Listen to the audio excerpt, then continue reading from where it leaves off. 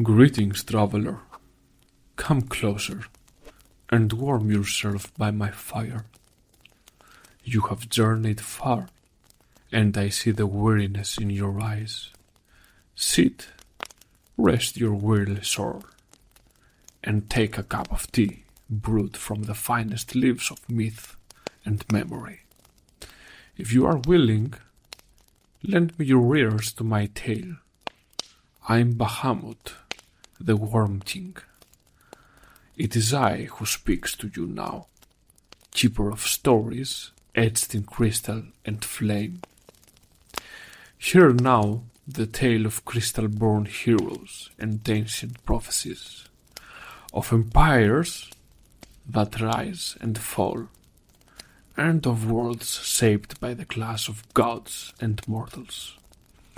You will learn of daring adventurers who defy the darkness, and the bonds of friendship and courage that light the way. This, my friend, is the tale of fantasy. This is the story of Final Fantasy. Hello, hello, Hello, and welcome to, what's our name? Tea with Bahamut. Tea with Bahamut. It's a confusing name, I know, but it's a good name for a Final Fantasy podcast. Another Yeah, we're Final doing Fantasy podcast. another Final Fantasy. We're gonna talk about Final Fantasy. We're gonna think about Final Fantasy. We're gonna drink Final Fantasy. We're gonna do so much Final Fantasy. Because it's our Final Fantasy. So, I'm Spiros. With me is Evangelia slash Elroy. slash And, yes, and from Retro Games Capital. yeah, it's a YouTube channel. You can go look at.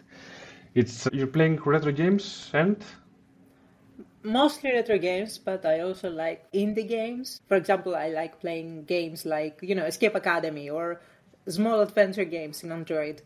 Final Fantasy games, And Final Fantasy games, because Final Fantasy games are the best.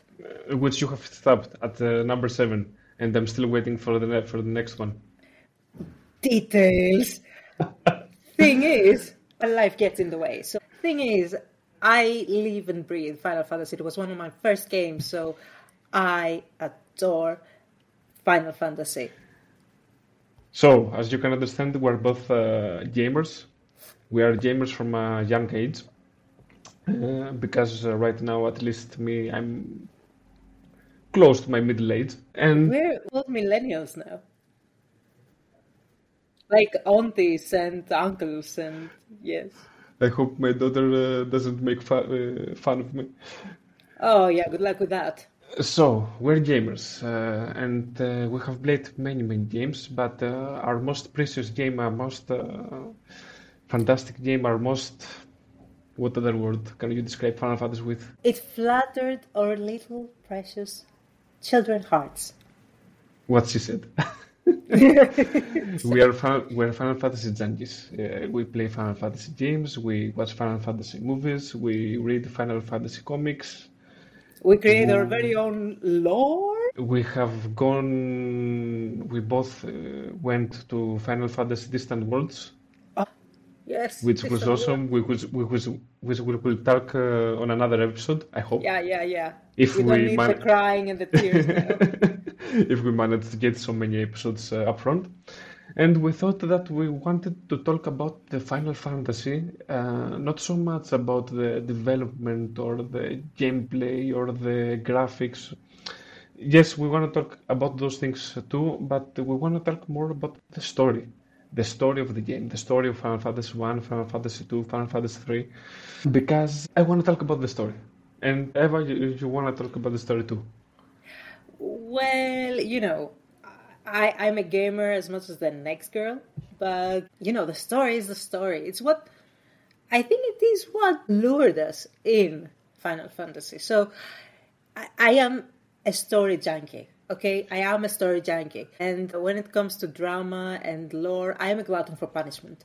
So I know that we should and we will talk about other things, but the story.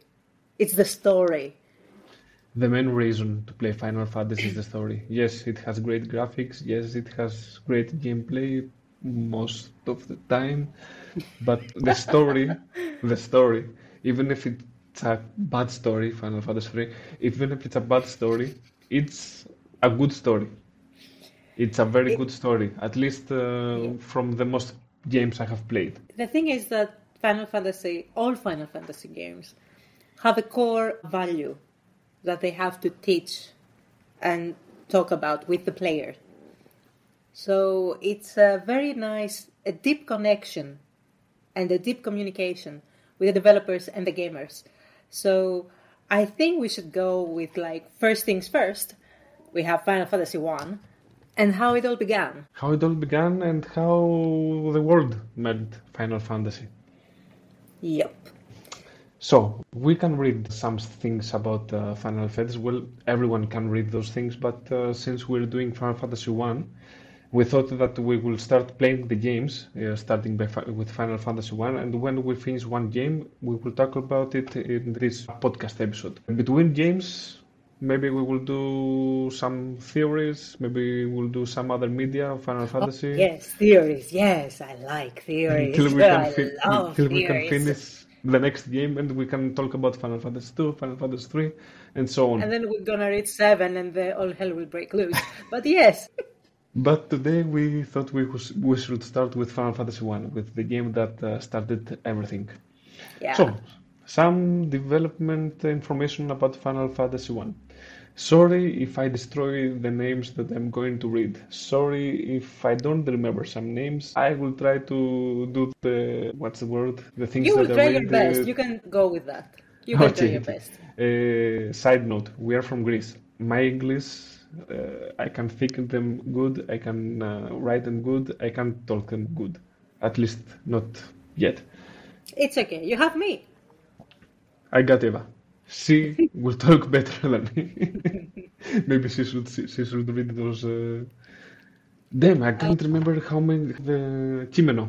What's the word? The text. The text. God damn it. Okay, so that's a Wikipedia text I'm reading about the development of Final Fantasy 1. Hironobu Hironobu Sakaguchi.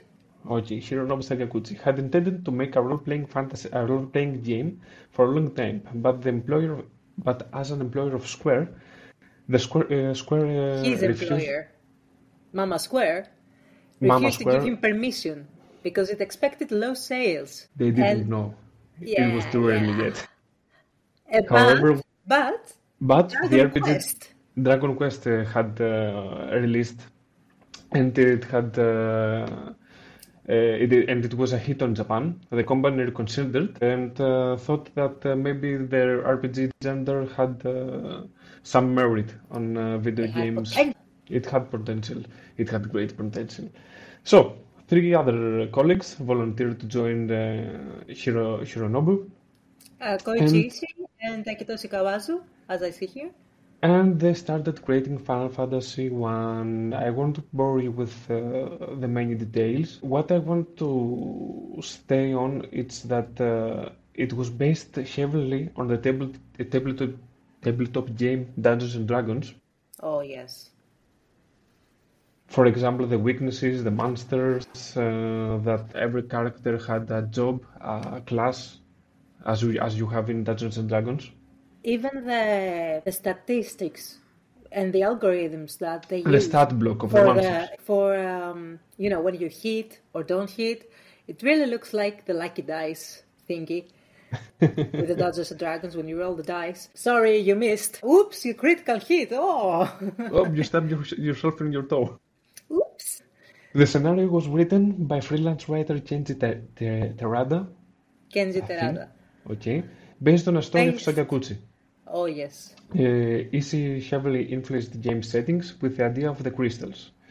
He also suggested illustrator Yoshitaka Amano, Yes. who I think created many of the artwork of later Final Fantasy games. All the freaking But artwork. Sakaguchi declined because he wasn't known back then.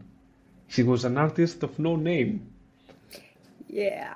But Sakaguchi showed Ishii some drawings on magazine clippings and told him that it was the art style that he was looking for. And Ishii told him, boss, you know what? That is Taka Amano. The drawings that you want for Final Fantasy 1 The is one by that the you guy didn't want to hire? You remember that dude that you didn't like and you said, "Who are you?" And now you say, "That's the guy. Yeah, sit That's the down. guy." Bring him here.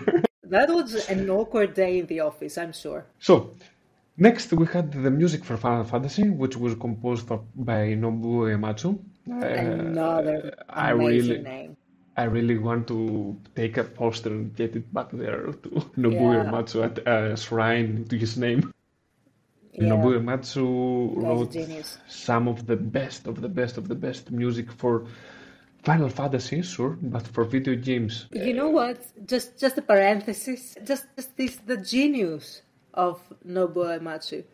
The fact that he just had to finish one last song for the main theme and he just did an arpeggio. Music lovers will know. Just a simple arpeggio. And And it stayed. it made everything. It was something that your hair stand up when you hear it. It's It amazing. stayed with all Final Fantasies after one, I think, or Yeah. at least most of them, with some One of the most changes. recognizable But tunes. yes, when you hear that song, you think immediately that somewhere a Final Fantasy game is playing right now. Yeah. And I gotta go see it. So next we had the Iranian-American programmer Nasir Gebeli, who was hired to write the code, but he tried to understand the code, but he couldn't. Sakaguchi told him that, you know what, you don't need to understand the code, just write it. Just Which, like the code. which feels kind of stupid, but okay, it's a job, you know? You know what? I think this is a very nice. I would like developers that might be listening to actually write comments how this thing always happens even today. That it's like, no, you don't have to understand, just write it. No, but if I have to write it, I need to know the concept. No, it's okay, just write the code. It's like, tell me you're the last cog in a machine without telling me you're the last cog in the machine, and that, I mean, it's weird. While it just, the code is what keeps everything. As we talk a little bit before the podcast, before I open the podcast, I'm a thief. Oh yeah, that monster has some valuable stuff. Go steal it. You know, I can't steal, but you are a thief. It's on the job description. It's the name. It's on the name. What can you do? I can run away. Can run away. Yeah, and Someone I think, didn't program steal. yeah, you would think that if you need some, code for that, that you would have to make the developer know what you want, the concept, to understand it and make him understand Not what you want to do. Yeah, just to reference that I think it's gonna be like a recurring joke, like that,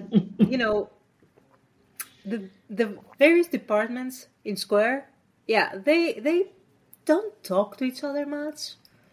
Yeah, and that has created some really bad things from some Final Fantasy Yeah, and we will see them in the as podcast we go. as we go. So, among the other developers were graphic designer Kazuko Shibuya, programmers Kiyoshi Yoshi, and Ken Narita. When the project started to show promise, designer Hiromichi Tanaka and his B team joined to aid the development. The lack of faith of Sakaguchi's team, as well as its unpopular within the company, motivated the staff members to give their best. They were And unpopular. and Square right then needed their best. I They mean, really needed their best. they needed the best. It's like, and popularity within the company. It's like those weirdos over there. They're making a game. I don't And know. it's infuriating because Square at that point it was not yet Square Enix. The merge hadn't happened yet. It was Yeah, far it in the was future. SquareSoft, I think. Not even SquareSoft. It was just Square, I think, Just Square. if I'm not mistaken. I don't remember. At least Wikipedia says it was just Square, and I think it was just Square. The anecdote of the whole thing, it was about the title of the game. Yeah. The title was called Final Fantasy when it was released, but Sakaguchi revealed that he just wanted something so he could use the capital letters of the two words FF. He didn't care exactly what the name could be. At least she knew that he wanted to be an FF something. For some reason. For some reason. So the first name of the game was Fighting Fantasy. But because of a game book series that had the same name at the time, they decided to change the name to Final Fantasy. And the reason, as had Uematsu told, it was actually it was two reasons. The first reason was that Sakaguchi wanted something about to be called FF, and he had a chance by Square to create a game, and if that game didn't sell, it was probably gonna be his last game, so Final Fantasy. And the second reason, and the most infuriating reason, it was that Square, it was their last game. It was either go well or go home. It was about to declare bankruptcy. Sorry about my I think wording. some say this is an urban legend, but every legend has a hint of truth inside. I'm sure they were pretty much Where's the fire where there's in smoke? the red. Yeah. Wikipedia says that although Sakaguchi confirmed some of the theories, he later downplayed the rationale about choosing the world final, saying that it was definitely a back to the wall type situation back then, but any word that started with F would have been fine. But I would like to believe that yes, it was Final Fantasy because it was his final game. It might have been his final game, or it might have been Square's final game. And But what do you know? but It was a don't hit. But don't explain the coder. The code Yeah, she has. But yes, thank goodness it was a hit. it was a hit, and It what a was a hit it was. I mean, it was amazing because, for one, I don't know much about Dragon Quest. Okay, I haven't played Dragon Quest, Me even though neither. it's very popular, and some say that even now it's more popular than Final Fantasy. However, I haven't played it, and when I saw Final Fantasy, it pulls you in as the main character because the ingenious design was that the characters are not named. You can really be what you want and be called what you want. You can create your own. You can create yourself, or at least part of your dream self in the game. Yeah, You wanna within be. limitations, yes, but You can be a warrior. You can be a mage, a black mage, a white mage, a red mage, a monk, a monk, a a thief thief. who can steal. We have some numbers again from Wikipedia. Initially, the game sold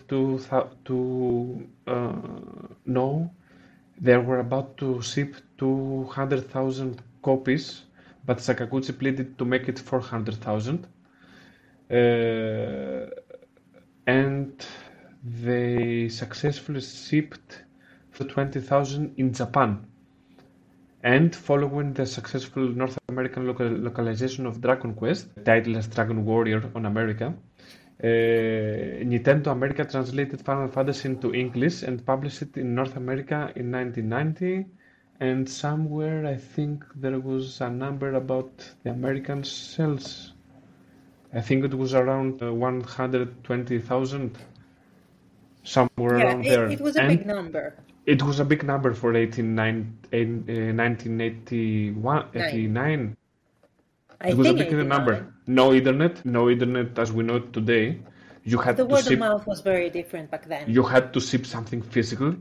You had to promote it through magazines, through radio, through perhaps TV. Although TV about video games back then it was, at least here in Greece, it was non-existent. And gamers, much like D&D players, were kind of the exception. There weren't many of them. Those Sorry, were the so-called nerds. sorry. That was the numbers I told you. It was the initial numbers. In 1994, the game sold 600,000 copies in Japan. NES released 7,100 copies, so it was around 1.5 million copies worldwide by 1994. Wait. So By you mean to tell me that in 1994, for some reason, it kept selling. it kept selling? 2003, with all the releases and all the remakes, had shipped around 2 million worldwide, Of course. with 1.2 millions being sold in Japan. And It that was is when it was a grand success. Yeah, that game, it's just a simple game, but 15 it's magical. years Yeah, later, and they yeah. still sold. And I'm guessing that it's still selling very much. Right now, it's mostly selling due to nostalgia, I would think, but yeah, it But still it sells. still sells. Square it still it makes a profit out of Final Fantasy One. Yeah, So, yeah, deep sorry in our about pockets. sorry about the long prologue about the game, but as it was our first episode, we want to talk about ourselves. We wanted to talk about our experience with Final Fantasy, although we haven't still talked so much about that, and we have to talk We will talk in much time, more all in in due time. time. But I think we have to go to our favorite part, the story of Final Fantasy One. Oh, yes, oh, yes. So, Elroy, tell me. Yeah, so a long, long time ago, crystals in the world were shining and everything was nice and dandy. But suddenly, little by little, the elements around the world were starting to go haywire. So the winds stopped blowing, the earth was shaking, the were really high and really aggressive, and it was like Ma- the apocalypse. monsters everywhere. Monsters everywhere, and there was this prophecy in these dark times that four warriors of light will suddenly appear and make everything go away, Who and had everything four will be fine. crystals. At first, it was four orbs. That's Four orbs. yeah, four orbs. That's in the Japanese version, and then it became four crystals. I don't know why, but it happened. Which And stayed for the rest of the Final Fantasies. yeah, the crystal. Even though an orb can be a crystal, but details. So, four heroes, no background, no names, no nothing, Nothing. with crystals on hand. Yeah, one can say that even they don't know who they are, but they arrive in the main city of Cornelia. Cornelia now is a central area, is the first area that go, and the king is searching for those warriors.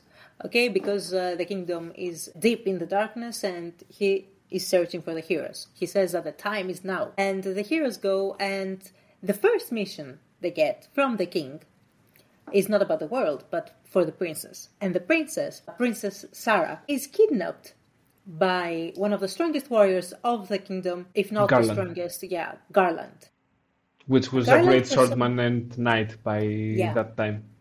Yeah, and he was a warrior for the kingdom.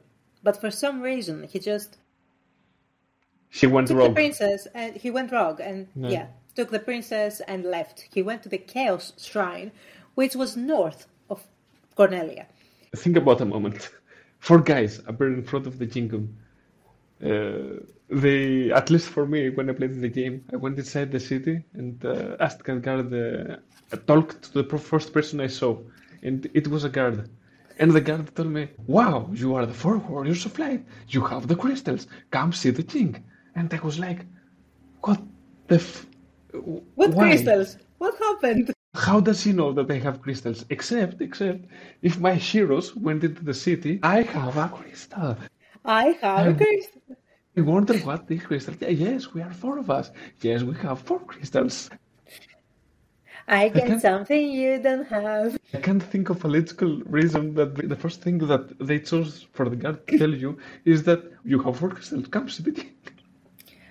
I think the whole idea was that they were four strangers that simultaneously walked into the town, and so yeah, they were strangers. And Cornelia, you will see it afterwards in the story, but Cornelia is actually closed off. No one is going to the next kingdom. No No one ships can communicate. No because ships the tides. because of the tides, and no bridges because of the earthquakes and all those things. So they're pretty much closed off. So if there is suddenly four strangers arrive in these dark times, where With there 4 are probably crystals, many people. Yeah, with 4 crystals, in which fact. were the hovering up in the air. Yeah, of course, waving them around. Anyway, the king sees 4 strangers and he says, "Yeah, I can entrust my daughter to you." And they go to the Chaos Shrine. You seem trustworthy. Yeah, you seem trustworthy enough and competent, and go and fight the best swordsman in the kingdom. That kingdom of my daughter. Anyway, the heroes go to the Chaos Shrine, which is just a bit north from the kingdom of Cornelia. An old And ruin castle town. yeah, yeah, very beautiful, amazing music. Mm-hmm. They see Garland. Now, they beat him to a pulp. It is brutal. That guy, I felt so sorry for him. Anyway, thing is that he is gone. He disappeared for some reason. He vanished. And Sarah went back to the kingdom with the 4 warriors of light, and that was proof enough for the king to see that they are indeed the warriors of light, and that they are the guys from the prophecy of Lucan. The prophesized heroes, and they know that because when they defeat Garland, Garland stood in front of the orb of the earth. Yes. Shrine. No, it's not the orb. That's not the orb of the earth. That's Sorry. the orb of chaos. Yes, the orb yes. of chaos is, I think, It's a convergence point for it's a other convergence crystals. point. Yeah, but that is further in the story. But so I think, we get ahead of ourselves. I think the earth crystal activated then. No, you would think so, but no. The only thing that activated was that Garland disappeared. I see. We'll get back to that. We'll get back to that. Because now we're getting ahead of ourselves. Too much lore in there.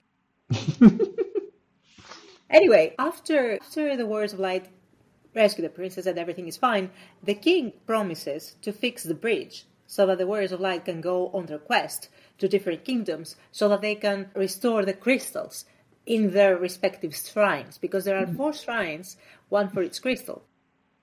Which feels a little strange that the king decided at that moment to build the bridge. I would think that maybe, yeah, it is weird, but I would think that maybe since there were earthquakes, what's the point? I see your point, that the bridge will be destroyed again. Yeah, but now they fixed it because they had to. They fixed it in 5 minutes. That was an amazing montage. That was amazing. It was like people were just fixing the bridge. Yeah. Boss, yeah, why are we fixing the bridge? Because the Warriors of Light are here, and just fix the bridge. Yeah, and then suddenly they were 100 speed. Anyway. But a great moment. Yeah, amazing moment, because that is when you realize that even the Warriors of Light have doubt. There is a text there that appears that is talking about how they feel. And it's really important because they look back on Cornelia Castle and they feel how big this is. And this makes the gamer feel how big this is, because now they're off to the world. Suddenly you are something unknown, something you don't even have a background, and suddenly you are the hero of the world. You are the guy that was summoned on codes to save the world from all the catastrophes. And the world is big, okay? I mean, you are out in the world, you don't know where to go. Thing is that there is, you see various places. If you talk to the townsfolk, there is one particular girl that dances in the area, yeah. She dances near the fountain, and she usually, is the dancer.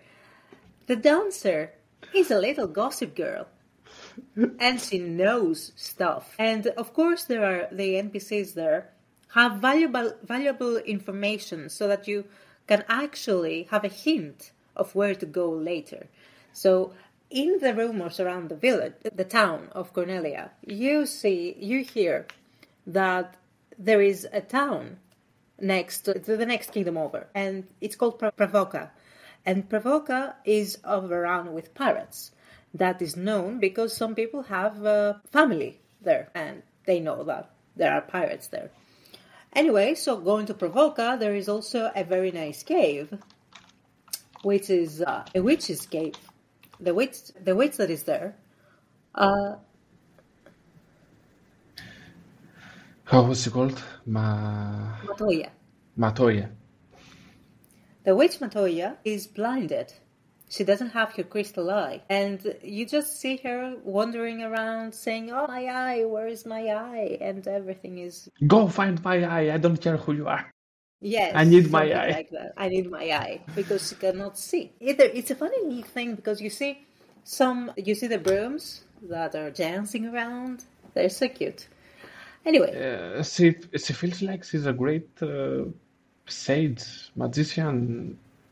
She's someone of perhaps great power that lost part of her mind because she can't see, she can't.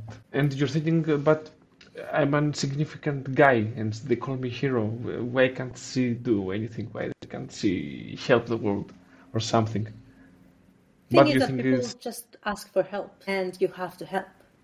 because you have the crystal, because you're the warrior. You are the. It feels like the world has fallen on a depression. It has fallen out of hope. It has fallen out of to fight.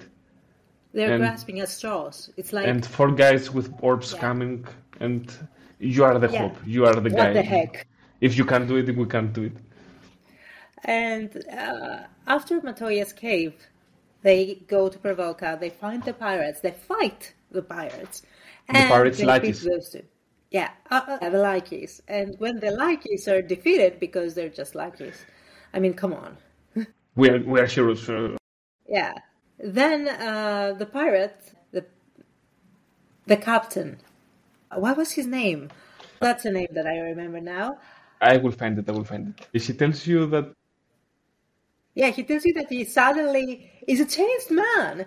And here, have the ship. It's all yours. I don't care anymore. I am leaving the pirate. Pirate's life is not for me. pirate bike. Piquet. Yeah, Bit- Pirate Piquet. Captain Pirate Piquet. It was like, and we were talking about it, that the guy, perhaps it was around 40. Yeah. The seas were cruel at that time, and he was like, "Oh, God damn it! I need to find a place to stay, to get in on a retirement plan or something." But how will I tell my guys? They will kill me. That if I give the Yeah, ship away. yeah. So we Suddenly, go raiding. the salvation, the four heroes, they beat the Yeah. ladies. Oh, you can have my ship. I am a gentleman. Yeah, you have it. It's yours. Yeah. Take that shipwreck. I will Go. stay here. I will marry. Yeah. It was a great And- moment. It was a great yeah. moment. And now And you have a after the ship. now you have a ship, and in the whole after the whole ordeal with the pirates, you hear from the townsfolk in Provoca that there is a kingdom full of elves. They also talk to you about Matoya and her crystal eye, and they also tell you a lot of other things like the lake that is on the other side of the continent. They tell you a lot about the world because the Provoca is a central point. It's a harbor. I tell you about town. the race that speaks a strange language, an old race that speaks really a strange language. Even that, yes. They know a lot about things because as a central point, they talk to a lot of people. The first thing that you can do, because the continents are in a weird shape and you cannot go through mountains yet, you go to the other shore of another continent and you find Elfheim. Elfheim is the village, more likely, of the elves. Yes, green And- in forest, village, wooden houses. Yeah. What did you expect to find on elves? 3 hagers. Am I right? Those elves are grieving. They're grieving because their prince is asleep. He's in in an a coma. enchanted sleep. Yeah, he's basically in a coma. He's the sleeping beauty. Wake him up. Yeah, he's a sleeping beauty. Well, he's an elf, so he's a beauty. And he's sleeping, so he's sleeping beauty. And they have no And- idea how to wake him up. They have some they idea. they only know that the dark elf enchanted him, and that was it. They have to break the curse somehow. Somehow the curse must be broken.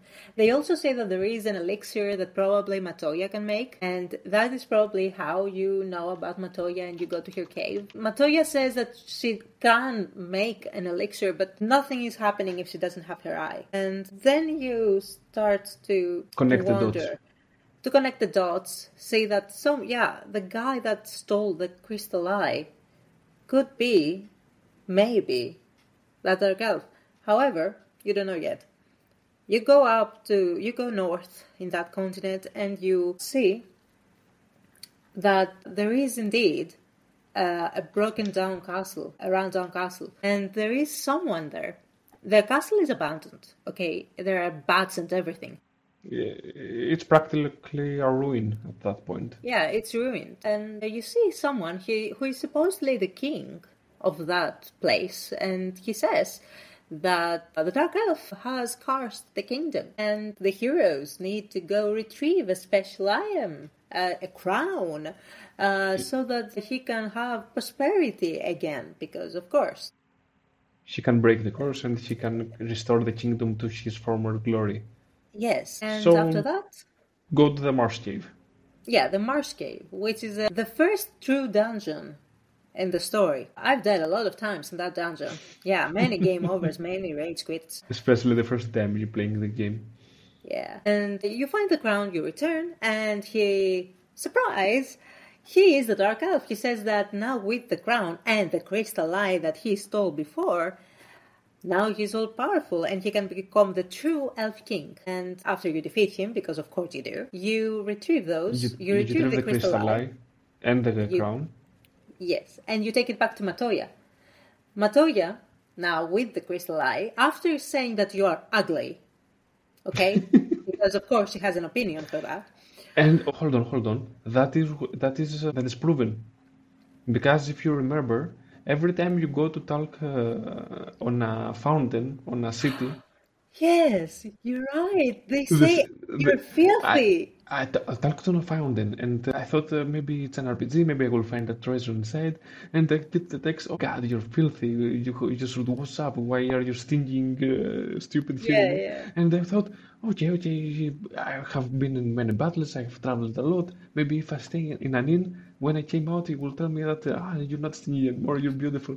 And I go to an inn, and I sleep, and I wash myself, and I wake up, and go to the fountain again, and look at my reflection. Oh God, you're ugly. So Matoya must know what's up. Yeah, Matoya understands. And she says things how they are. So she says, oh, you're ugly. Okay, here, take the elixir and go. Just go, leave. Bad karma. I'm like, oh my God. I think I'm gonna get the ugly. Take back my crystal eye, I can see you anymore. So you go back to the Prince of the Elves. Yep, and you get the tonic, and the tonic, surprise, surprise, wakes him up. And he thanks you very, very much by giving you a mystic key. Yep. And the mystic key now is what? It opens the treasure chest rooms that you could not access when you were in the Cornelia Castle. Because, of course, in an RPG, what do? You explore. So, in Cornelia Castle, there are some rooms that you don't have access to. Same goes with the Elven Kingdom and all the other castles that you find. There are rooms that you don't have access to. And the mystic key is the key that actually fits to all the halls. And you can enter all the rooms. So you go back to Cornelia Castle and you go and take those, go to those rooms, and you find a very specific exploding material. You find nitro. Nitro powder. Nitro powder. But it doesn't tell you what this is. If you just find an item and you found an item. Do it. Yeah. Something. Thing is that if you explored before the Dark Elf, if you explored a bit more, you would find the Dwarven Kingdom. The Dwarven Kingdom had trouble with Nerik. Nerik wanted to explode the canal. a very certain area to make a canal. Yes. And he wanted that nitro. So what happens? You take the nitro to Nerik, and So boom! back to the Dwarven Kingdom again. Yes, back to the Dwarven Kingdom, and bada bim, bada boom. You have a new canal. With Nerik, there is another dwarf, Smithy or something, and he can smith a sword. He says that his dream is to work with, what was it? Adamantite, yes. Adamantine. Bring me adamantine, I will smith you the best sword in the world. Yes. So after that, you can go back, take your ship, and go through the canal. And you sail to Melmond. Yes. Belmont. Which sounds a lot like Belmont. Surprise, surprise again, because the next villain is a vampire. And yeah, because the town is destroyed, and they say that it was a vampire that did it. And so they send you to the cavern of the earth. They send you to the cavern of earth, and the cavern of earth. Our next dungeon, which after you go through many floors, you find the vampire. See, you find the vampire, you fight him, and for some reason, that's not the end. You find a very certain plate. Ruby. No, a plate. It's a plate. You get the star ruby from the vampire when you defeat him, but you find a plate that you can't do anything yet. Yeah, you cannot do anything yet. Where you obviously you can do something, but you can't do anything yet. The thing is that you don't have access to the lower levels, and you can feel. Apparently, the heroes can feel that there's something there. So they go back to Melmond, not Belmont, Melmond, and the townspeople say that things are still happening. So what happened? Why after defeating the vampire things didn't get better? So there was go talk to the sage. Yeah, Sage Sabda. They told you that you have to go to see Sage Sada, and when you see Sage Sada, you have to cross through a giant's cave, and the giant has a taste for gems, especially rubies. Rubies are a treat, so you give him the ruby. Surprise, surprise! You give him the star ruby. Up to this point, the whole game, it's not about. Yes, you have Grand Quest. Yes, you have to save the world. Yes, you have to do something that we still don't know exactly what it is. And up to this point, it's just a fetching quest.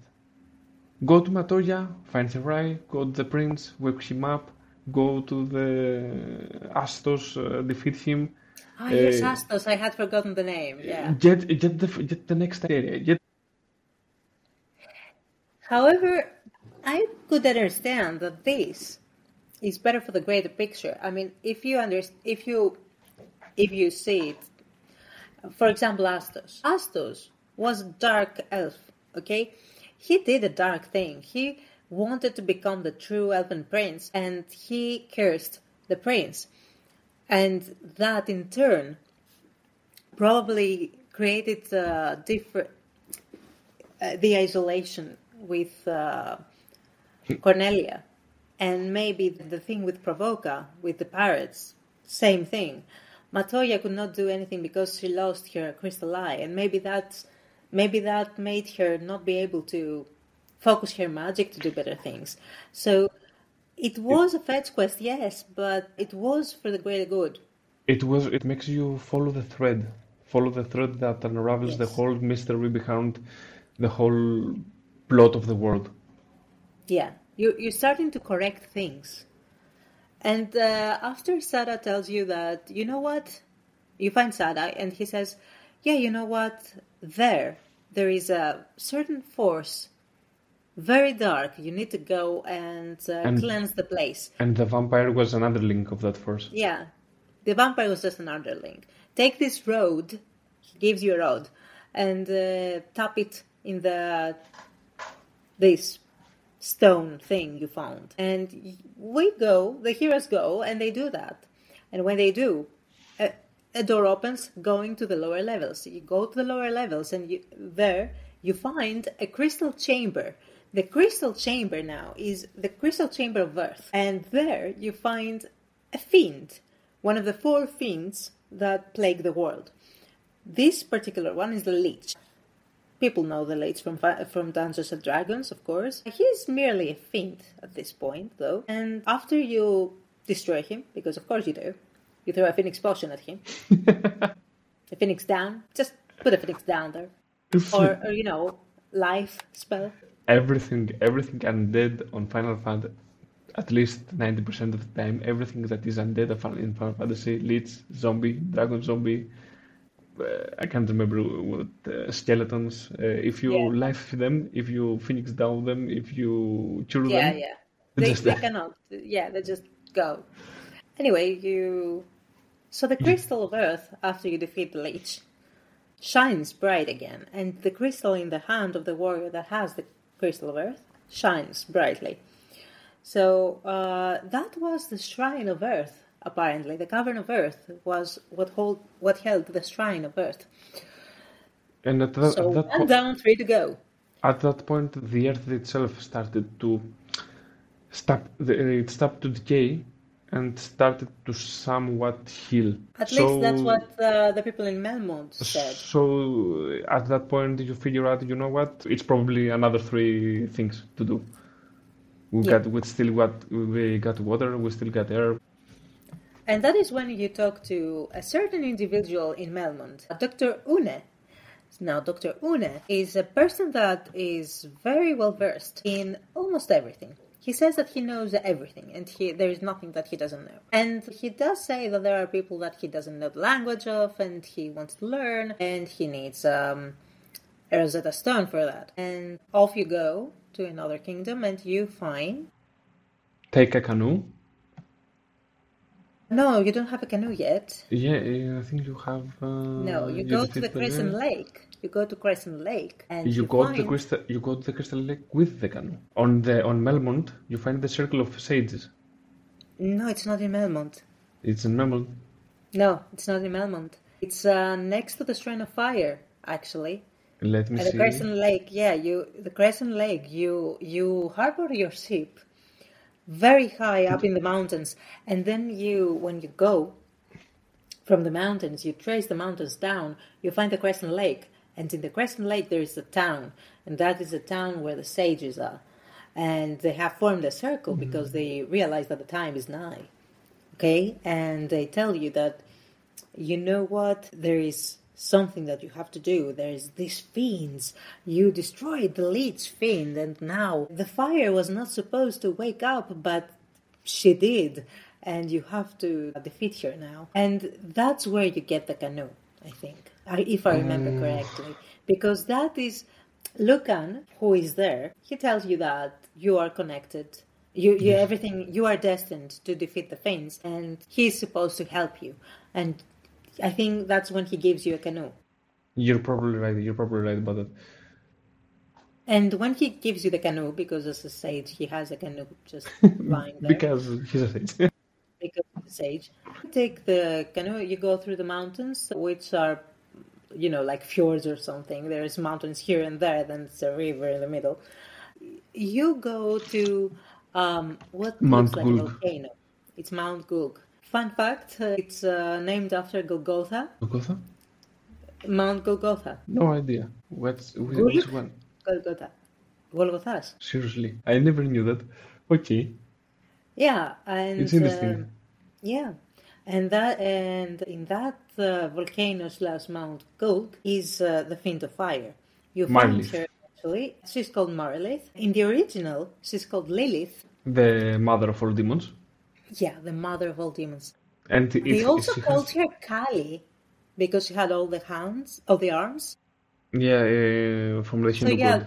She changed a lot of names, but cultural appropriation was translations coming to America, coming to worldwide. So they settled on Marilith in the final versions. So Marilith, after she is defeated, another crystal shines. The fire crystal this time. Yeah, the fire crystal, because that Mount Gulg is apparently the fire shrine. And then it's more of an exploration. It's even more exploration now, because you do have the canoe, you do have the ship, and you can explore a bit further. And you find some informations that, there's a cavern of ice, maybe some you should people go there, check it. It's when, actually, that's the point in the game, that you actually explore, you truly explore, and you search for clues for where to go next. You had no map. You had... There was nothing. Nothing. You had only tips. You had the dancer girl in Cornelia, an isolated kingdom that knew everything about the Yeah. world.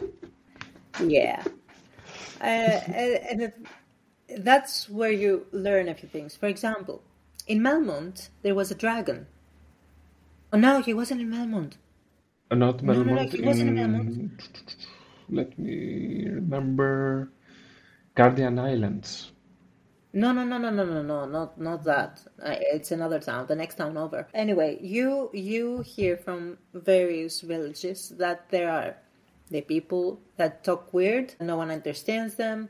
There is a cavern that is covered in ice, the ice cavern, and they say that there is a mysterious force there. Then you hear another rumor, or rather a myth, that there is something that is hidden deep beneath the earth in the center of the desert that is just below Crescent Lake, south of the Crescent Lake. And But nobody knows what it is. nobody Nobody knows what it is. knows how to find How it. it's activated? No, they don't know anything. Someone knows about that, and someone knows about the mysterious power that they say that can help you fly. And it's in the ice cavern. And there is another rumor that say that I saw a metal thing fall from the sky. It was very shiny and very weird, but I know that I saw it. Then another rumor about the mermaids. Anyway, So suddenly you have a lot of rumors to follow that you have a lot of you're leads, not yes. sure where to find them exactly. Searching, of course, you find The Levistone on the ice Levistone cavern. in the ice cavern, yeah. And you don't know what the Levistone does, but if you follow the rumor from the desert, you go to the center of the desert, and sure enough, the Levistone activates a whole construction. It opens, the ground opens, The desert and is suddenly fake. you have an airship that comes from the ground, because of course, 1,000 years. I don't remember.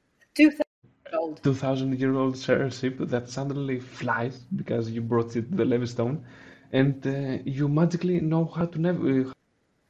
Magically, yeah. I'm guessing that you just hold the Levistone, let's go, and you like, go Go forward, forward and go you right, push go your hand left. forward.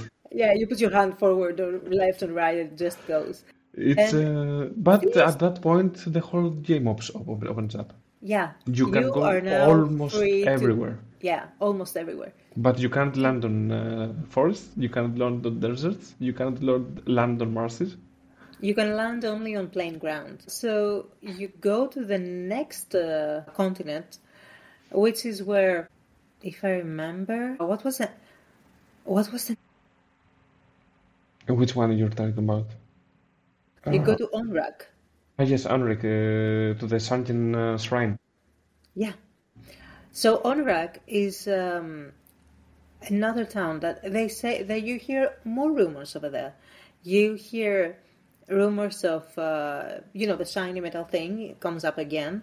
They say that it's in the waterfalls. Something is in the waterfalls that is south of it. And there is another rumor that says that someone caught a fairy and they sold her. And he was a pirate, if I remember correctly. To a wandering travel, to a wandering bazaar Yeah, a wandering travel, merchant. to a nomad. And then there is a mermaid waiting in the docks. And she says that you have to go help because your sisters are in trouble. Her whole species is in danger because the shrine that they live next to is taken over by the next fiend. And you have to go help. She says, though, that you cannot go because you are a human. You will drown. Breathe. But she tells you that you can have an oxy ale. Oxy ale is like, beer that lets you, it's like a potion. You just have gills later. It's a Harry Potter thing, don't worry. Yeah. Is only a fairy can make oxy ale. So you have to find the fairy. The fairies. The fairies now, I think, are in Gaia, if I remember correctly, a town called Gaia. And the fairies there tell you that their missing sister is the one that will make the oxy ale. So you need to find her. You do find the nomad. He's next to a small desert that is near Onrak, and you have to buy the fairy. And when you buy her, you go back to Gaia, you open the bottle, and the fairy is free. Now, And the free fairy gives you she's the grateful. Oxygen. She gives the Oxyel. And Yes, and off you go. back to Onrak again. Back to Onrak again. And you swim down to the Sunken Shrine. Yeah. You finally go to the Sunken Shrine. And another amazing music. Amazing. You find the mermaids who are terrified. Okay? And that is where you find... they're terrified. They don't know what to do. And they tell you about the Fiend. You go and defeat the Fiend. This time it's the Kraken. And... Surprise again. Yeah. Or Cthulhu. I don't know. No, it's Kraken. But then Final Fantasy games take a lot of names out of mythological or... Yep. mostly mythological gods or creatures. So after the Kraken, another crystal shines, the water crystal, and the mermaids are all happy. They say that probably this will bring... They will come with the waters. They will calm the waters, everything will be better. You find the Rosetta And Stone. You find the Rosetta Stone, it's in the Sunken Shrine. So this Rosetta Stone, you have to take it back to Dr. Une. Now, Dr. Une, he is delighted to see it, and he learns the Lufinian language, because that is a language. The Rosetta Stone deciphers a language from an ancient race called the Lufinians. And he teaches to you in about 5 seconds. Yeah. You're 5 that seconds is clever. more than enough. Your IQ is so high. You're fluent to understand it and speak it, but you can't write it. Yeah. And that is when you go to Lufinia. The Lufinia now is very deep in the forests. Very deep in the forests. And you go and you find them. Now you can speak to them. And they tell you a bit about their story. They tell you that they are an ancient race that had reached up to the skies with their technology. The airship is one of their own. Of their ancient technologies. artifacts. Yeah, one of their artifacts. And that they had a city in the sky. And, A flying fortress. The flying fortress. And now the Fiends have it. And Tiamat, that's the next Fiend. And they tell you that to access that, you need to go to the Mirage Tower. It's a tower in another desert. And you need to open a portal that is there and activate it and go to the city. So that is when you actually have to again search, and then you have to go to the waterfalls next to Onrak. To find the falling star. Find the falling star, yes. Which is a robot. It's actually... Yeah, it's actually an automaton or android something. It's a robot. And the robot just gives you a cube. He uses his last breath, we would call it. To The tell last you battery. The last battery, the last Yeah, he energy was he has. like 1% or something. And he's like, he does matter something. Like Tiamat and what happened. You know, the whole distraction thing. He says about the distraction. And he gives you an item to He gives you a be able cube. to open the portal Yeah, to the Mirage Tower. And he gives you that. In Onrak, there is also a dragon. He says that you should go and see the Dragon King, because the Dragon King might help people with that show promise and courage, and he will help them and give them and grant them power.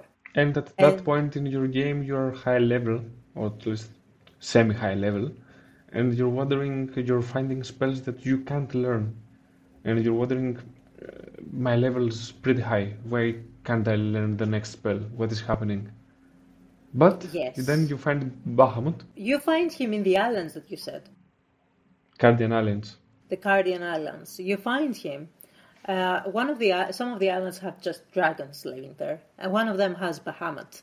And Bahamut says that he needs Something. proof of your valor, proof of courage, and to bring it to him. And supposedly you would know what it is when you find it.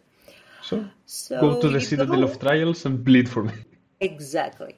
Citadel of Trials is somewhere between the Cardial Islands and the Lufinia city, the town of Lufinians. And when you find it, yeah, it's a weird dungeon. It's a dungeon that shifts. So you go through portals and you have to remember where you go and how, It's because a that is where giant you... it's a giant puzzle, a giant labyrinth of portals and doors.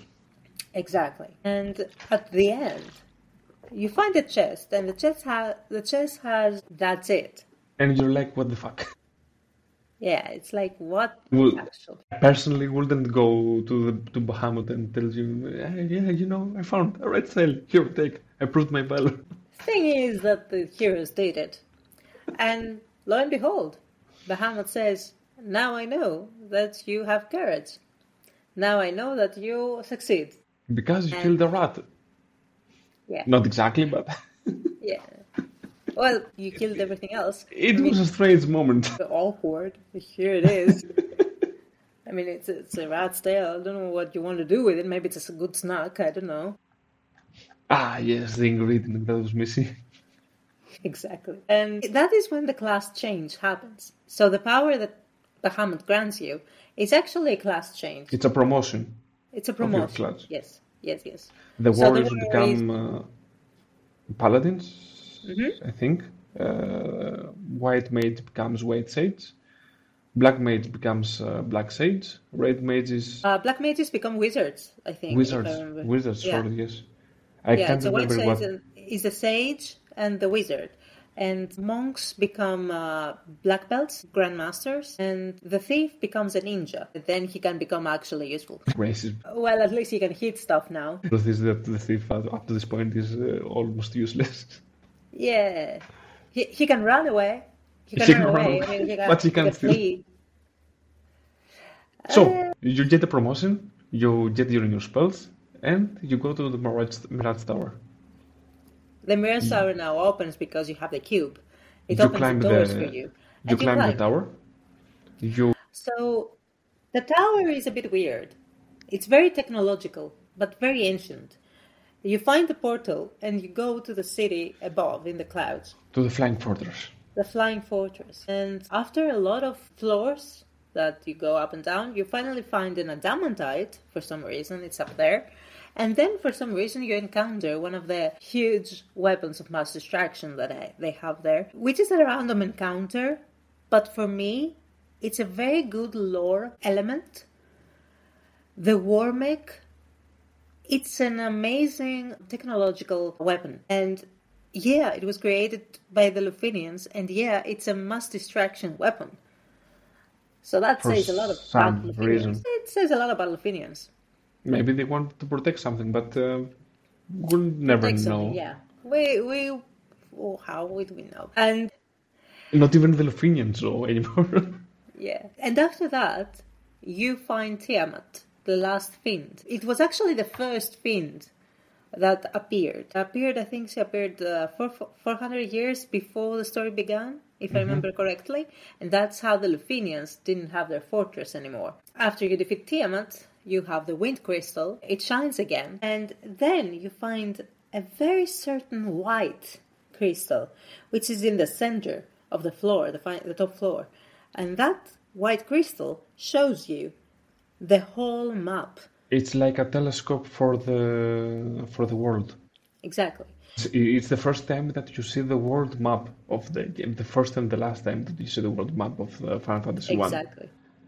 And And you you see the four shrines where you activated the four crystals: fire, earth, water, and wind. And lines that converge to a single point, to where all the power and all the energy of the four crystals converges. And that point is the Chaos Shrine, where everything began. The story began. And which is a very nice thing to understand. Chaos Shrine is down on Earth, on the Earth. And the fortress, the flying fortress up in the sky, the Chaos Shrine has a huge black orb. But the flying fortress has a huge white orb.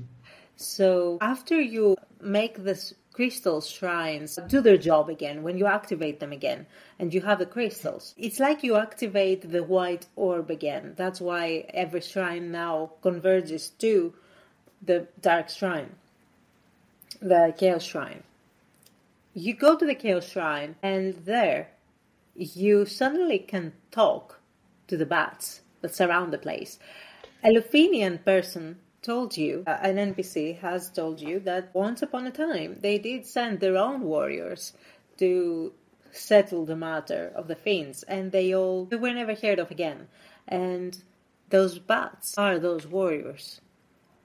And they tell you everything. And it was strange because the first time you go around these dungeons, you see a lot of bats. And you think they're enemies, I should avoid them, or maybe they will tell me something, and you talk to them. And it's nothing. You get squeak, squeak, squeak, squeak, squeak, squeak.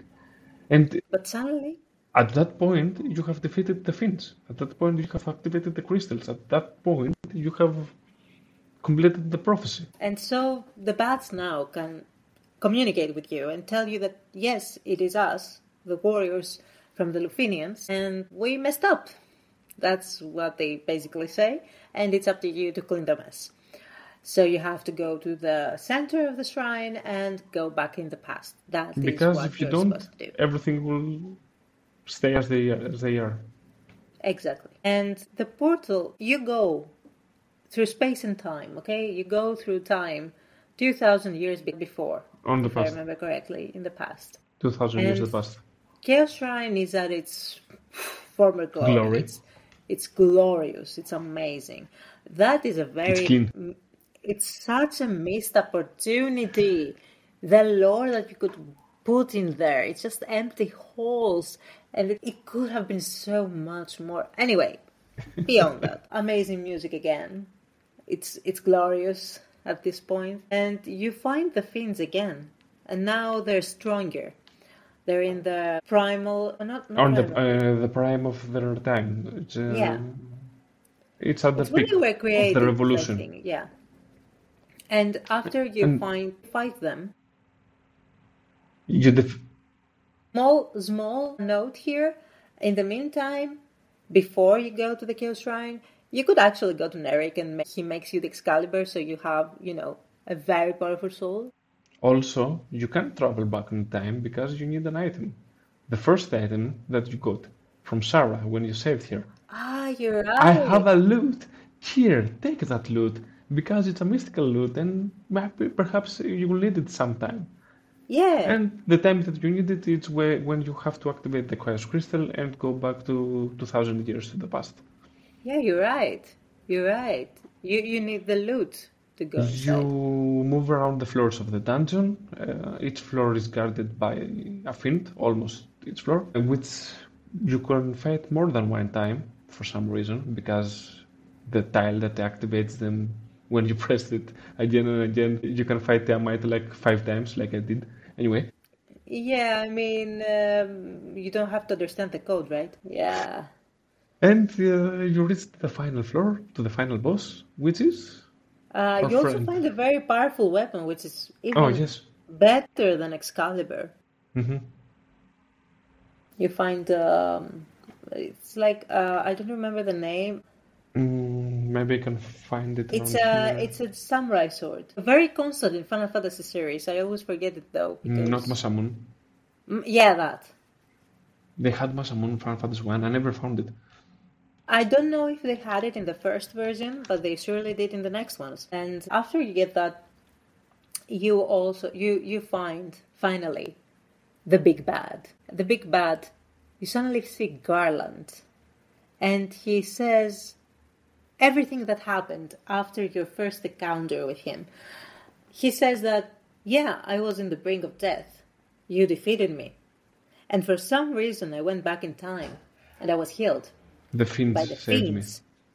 The fiends saved me. They sent me back. And because they sent me back, and I was healed, I put them in each moment in time so that they would bring me back. And every time you come here, and I fight you. And every time, I'm successful. And if I'm not, I'll just be resurrected with the Fiends or something. Anyway, something like that. He defeats you 2,000 years in the past, and you are reborn 2,000 years in the future, and you kill him, and he goes back to the past and defeats him, and he defeats you to that. And it's It's first an time we infinite realize loop. it's a loop. It's an infinite loop. And that is when he transforms to chaos. And after you defeat him, because of course you do. Awesome music again. And after you do, you go back to your time. And that is when another text appears and says that everyone is waiting for them back there. But nobody remembers anything. There are no monsters. Even races are beginning to disappear. And everything is back to normal, as they say. And they even see Garland, they see Sarah, they see everyone in Cornelia, and everything is fine and nice. Everyone is happy. The nature is back on track. And all those stories and those stories, the stories like this one, create the myths that we have as humanity. The stories of elves, dwarves, and dragons, and the crystals. Heroes and prophecies. And in the end, even the heroes might not remember, but you do, because you are the hero of light, and that is how it ends. The gamer is the hero of light, because he basically guided the heroes of light. Narration of the story, yes. Narration of the story is much better than what you get from the game. The game, all those things that Eva told you about, they're there. The text is there, the people is there, the villains are there, the heroes are there, but the way Eva tells it, it's better. It's what you said. They had so much potential to give to this game, but because it was the first game, because they haven't played the rest of the Final Fantasies yet, because they had limitations from the technology. Maybe time crunches. At first, it might have been the memory. You don't have enough space for a game due to the technology, and then it's the time crunching because. And it was a team of 7 people. You're making a game. To be honest. You're like 7 people, and half of them are just artists, not the coders and the developers for the game. You have to release a game. And you have to release the game because you'll be fired. So you guys are like, Eva's narration is much better from the game. It was an interesting game. It was an interesting story. It was a story that you can get behind.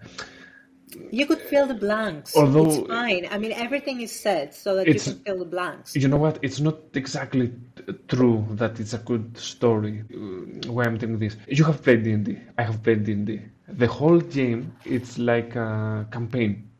It's like a game that you will play for a year or 2 years, and you will flesh out the characters. You don't have that luxury with Final Fantasy 1.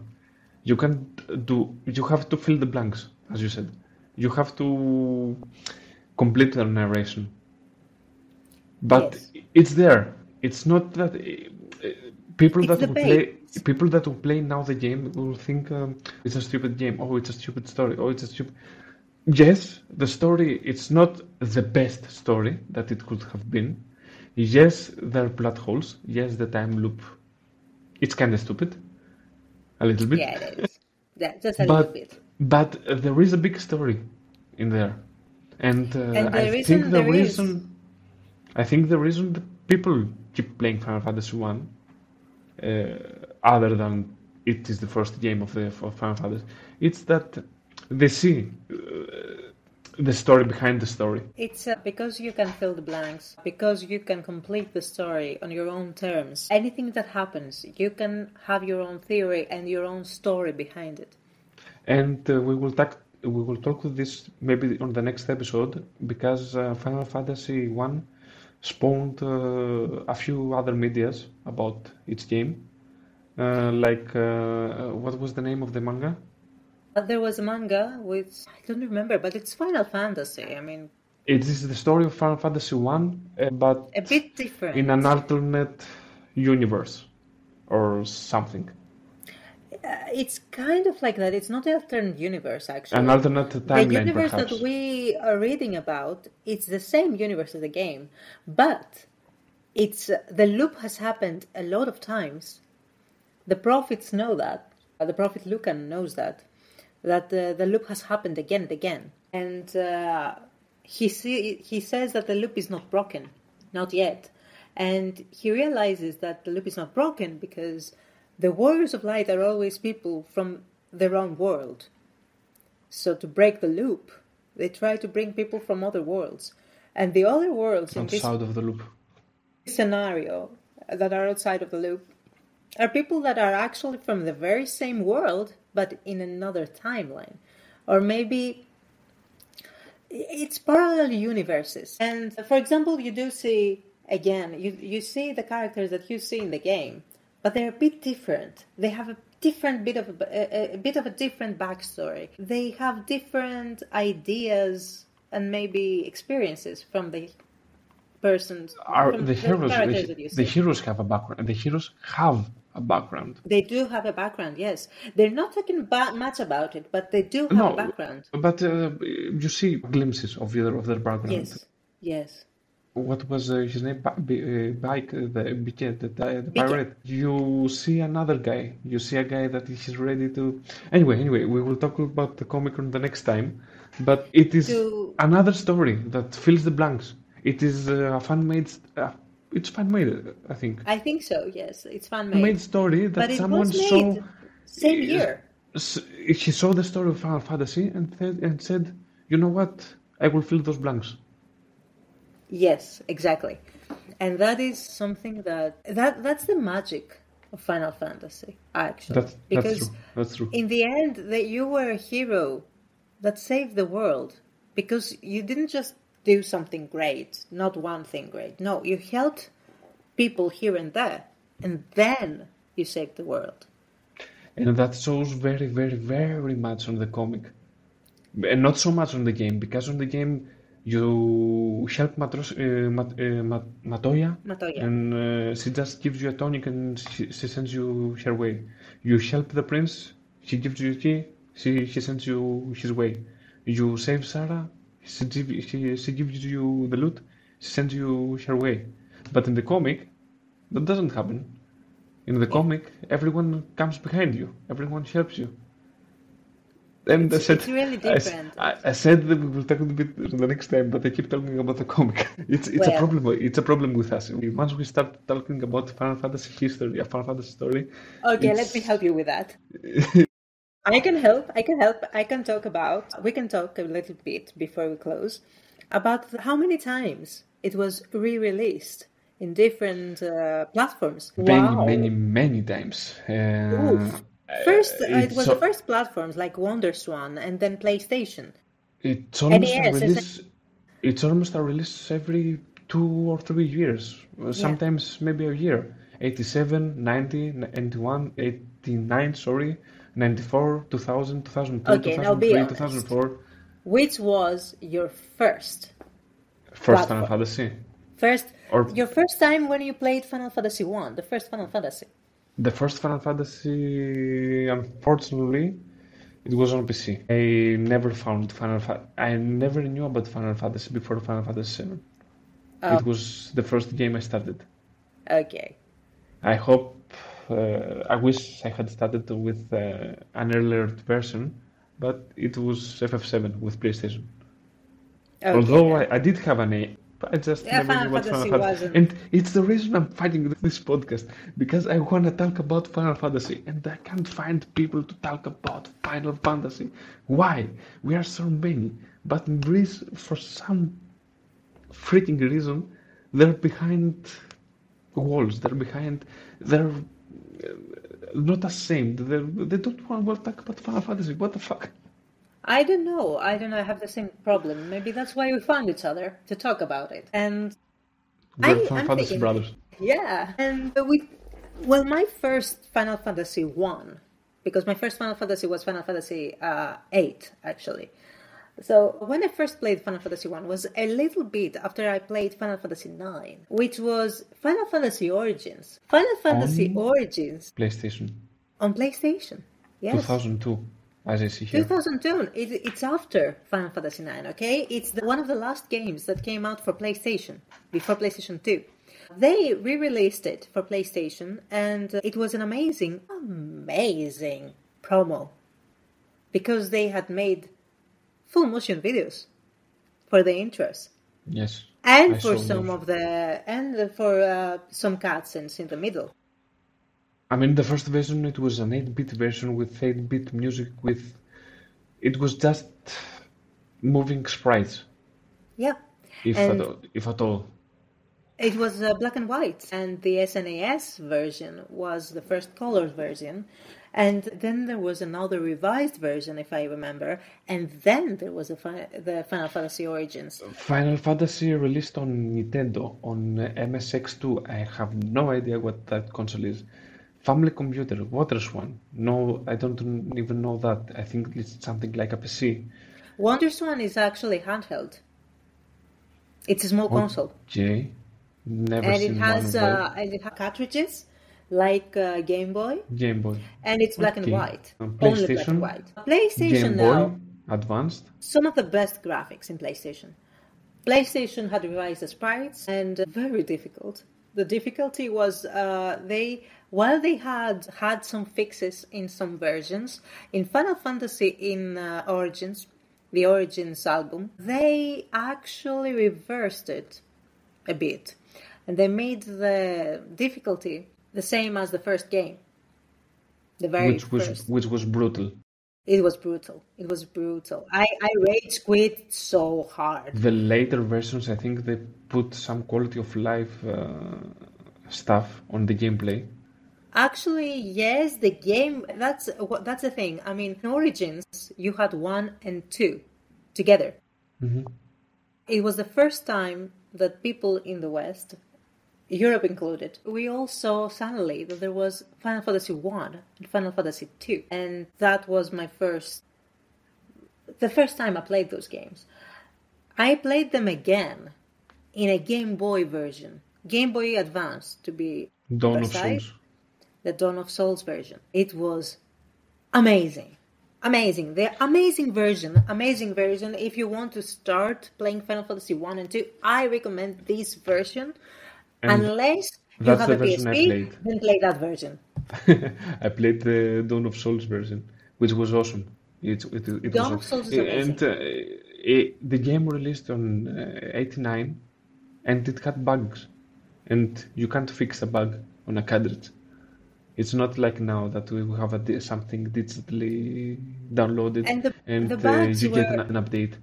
They had fixed everything in the Dawn of Souls version. Almost everything, if not everything. In the original Final Fantasy, when you hit an enemy and you had selected the other three players the other three characters to hit the same enemy, if the first player killed the enemy, the other three players will do nothing. They wouldn't go to the next enemy. Yep. So the next version fixed that. The battles will take twice as long. It was much harder because suddenly you have 4 other guys shooting you and you're doing nothing. So yes, it was brutal, I believe you. It was brutal. But in the Game Boy Advance version, it was amazing. They also had new dungeons, and they even had the cutscene. Like every time you freed a shrine and you had a new crystal, you would see a cutscene that a door opened somewhere. And it was a new dungeon, basically, that you could go. And it had so many references to every other Final Fantasy game that had released up to that point, making like a united universe or something, which was very interesting. Of course, they're just references, but it's very nice to have. And you could level up very highly. And they had very nice quality of life. They made nice quality of life decisions for the players. For example, you had more space in your inventory. You had more items in general. You finally had Phoenix Down and Ether. The translation was correct. Because the translation, in the early very games, good. I think they didn't have Phoenix Down something, or they Yeah, had yeah. Phoenix Down, but the Phoenix Down was had some other name or something like that. And then, And speaking of names, yes. when I played the game, because we were talking about how difficult it was, for the first half of the game, for like 10 hours or something, I thought my two characters were named paralyzed and poisoned because in every battle, one of the characters would get paralyzed, the other guy would get poisoned. I game overed like 5 times from poison because I didn't have healing items with it. In the next Final Fantasy is not that brutal, and I thought, oh, poison, okay, so, something will happen, but I was getting game over by poison. I don't remember my character name. I remember that she was called Paralyzed. This is amazing. It's a brutal game. It's a brutal game. So, what did But you think? another thing they did was they fixed the texts. They put more lore inside. People will tell you more things. For example, they expanded the lore for the airship. They said that it was from a man named Sid, who was a Lothian.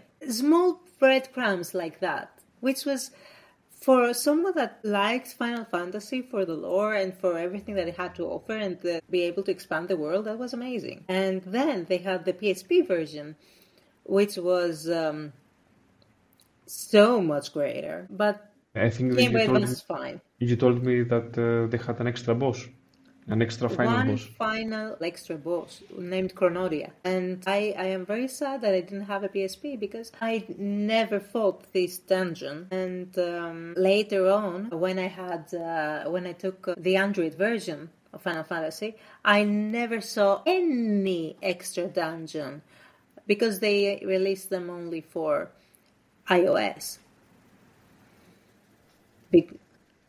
Some of those So decisions unfair. feel so stupid because Yeah, that was so weird. the people that play Final Fantasy play for the. They don't play for the gameplay. They don't play for the Okay, some play for the graphics, but they mainly play for the story. Give us the story. We want the story.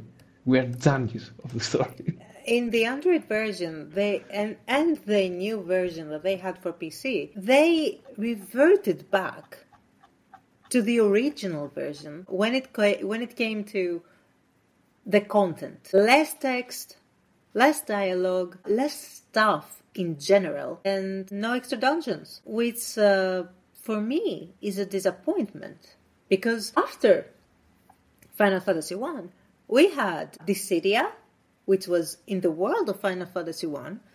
We had The Stranger in Paradise lately. Which I haven't played yet. Yeah. It's a different style of game, so it's understandable. It's Final Fantasy. It's story. It's Final Fantasy. It's I the need first it. Final Fantasy.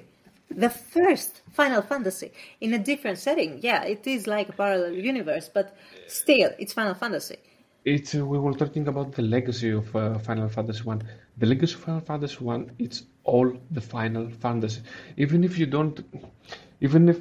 they didn't see it when they were creating the game, it has spawned. I know that I'm romanticizing the idea, and that Square just wanted more money. So Yeah, of course. re-release it, remaster it, release it. But you know what? They didn't have to put the extra dungeons.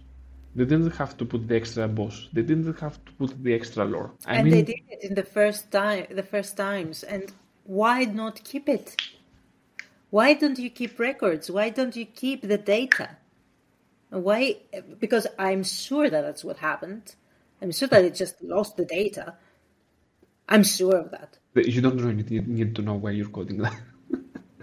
I mean, they did lose all of their data for Final Fantasy VIII. I would believe if they lost the data. Of course, they didn't lose it for the iOS. No. No, iOS. No, It has not cloud the storage. So that was most of our opinion, most of Eva's opinion. So I know I didn't talk much, but I was listening Eva with you people. I was listening Eva getting on board with the story. It's magic. The truth is, I like talking about it. That's why I didn't stop you, because you're reliving it, and I was reliving it with you. It's. I know we don't talk about graphics. I don't know. I know we didn't talk about gameplay, but there wasn't much of graphics or gameplay on those Final Fantasies. Maybe when we get around Final Fantasy 5, 6, 7, of course, or 8 or 9, of course. But Final Fantasy 1 didn't have much about graphics. It was as simple as you could get. The art books are nice. Oh, The concept art is very good.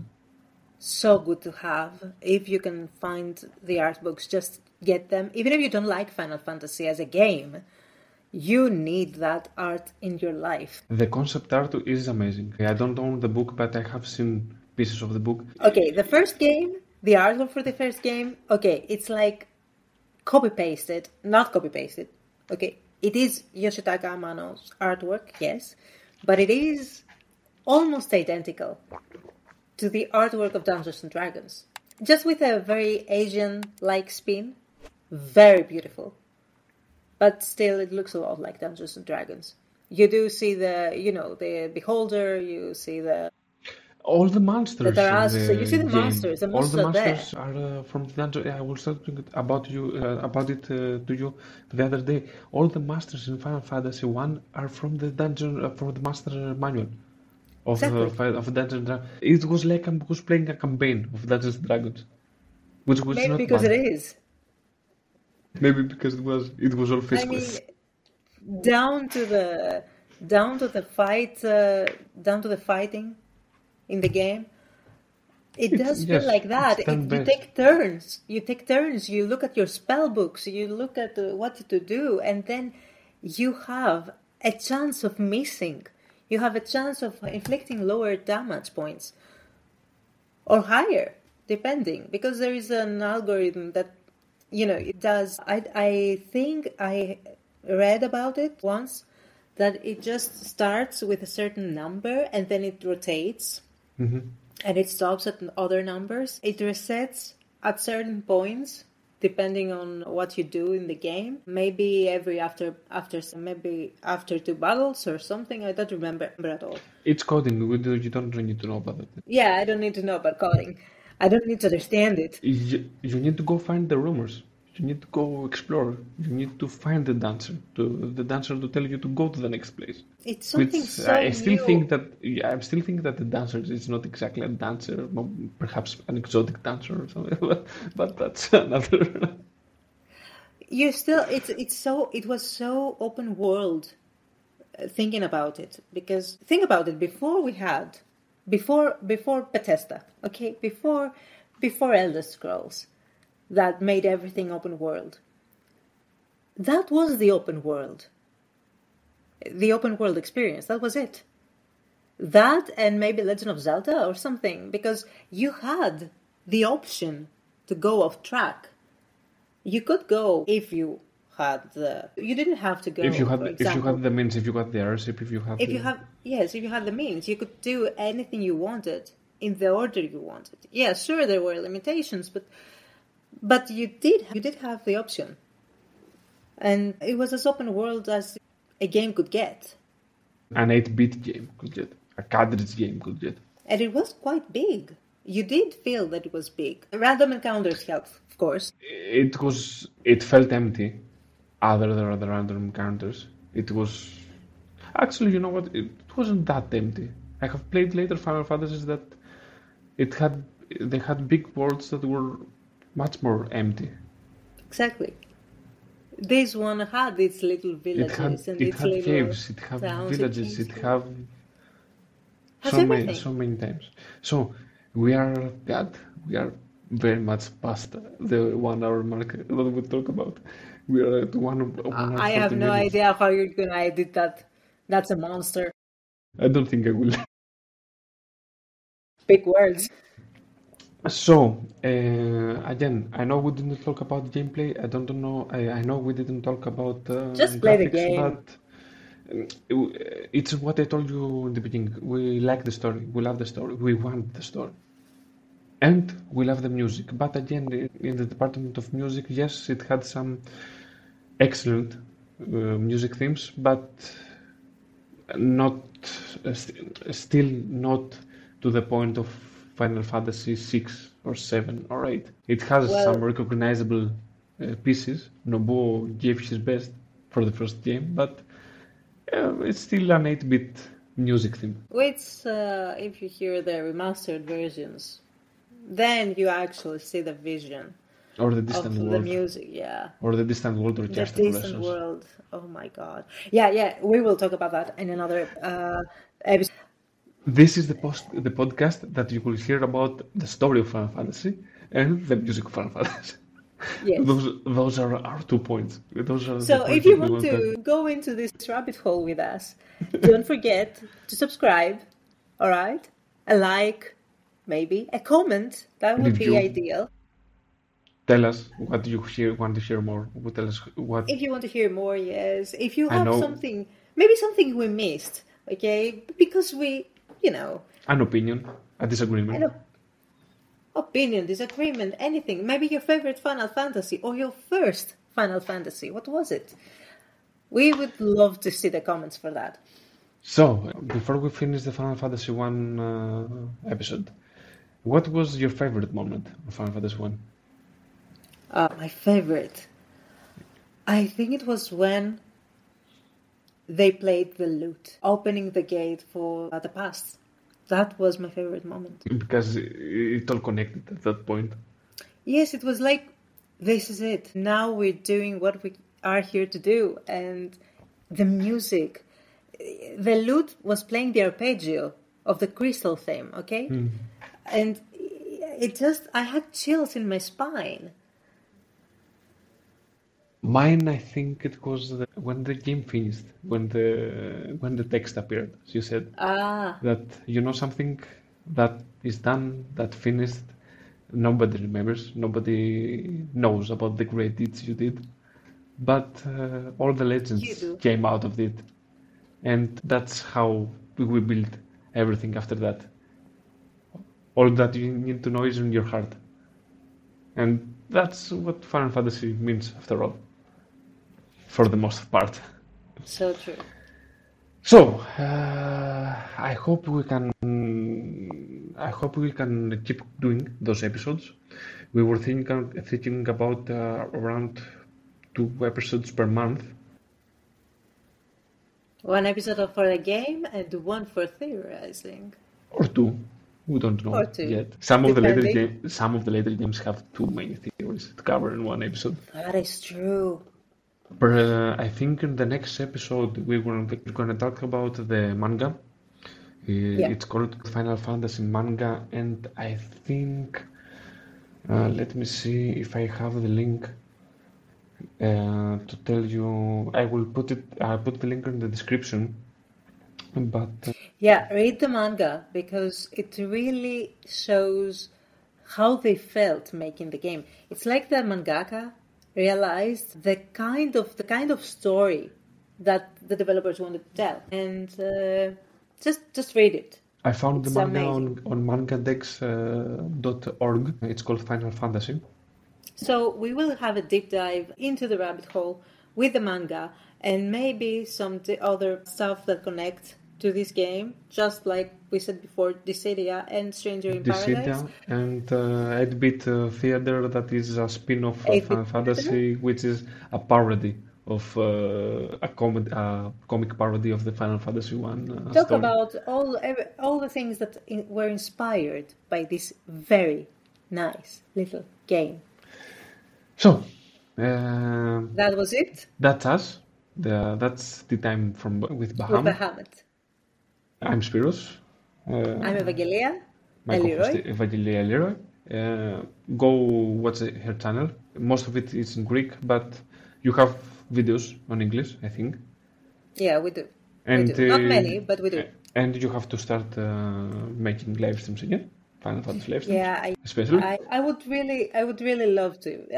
Life gets in the way a lot. But that's what I was gonna say. I hope we can do this. I want to talk about the next Final Fantasy. I want to talk about the next installments and the medias and stuff. But I am married. I do have a child. You are married. We have jobs. We're not 18 years old. We don't go to college or school. If only we knew each other then. If The only. rabbit holes we would dive in. I mean, come on. I think we will be eternal, not insomniac. What's the other code? The other word that when we get closed inside the house, introverts. Yeah. I think we'll just be in front of the TV and play Final Fantasy We and would not just make and not we go would have outside so the much court. energy. We would have so much energy that we would have not one or two, not podcasts. No, we would have a podcast. We would make videos. We would make our own Everything. scenarios. You would do maybe even a new game. Also, go check Aileroy's cosplays. She did a sick one on Final Fantasy IX Matrix. We will talk about Yeah. it sometime. And I hope that I can set up maybe a Facebook page. I don't know what's the best social media to get by with people. These people, maybe Discord server, maybe something like that. Anyway, we will see. I hope at the next episode we will have something to tell you about where you can come and talk about it, and talk about Final Fantasy, and talk about us, and talk about you, and talk about our dreams in Final Fantasy. Till next time. Until next time, I hope we see you soon again. So, Bye bye.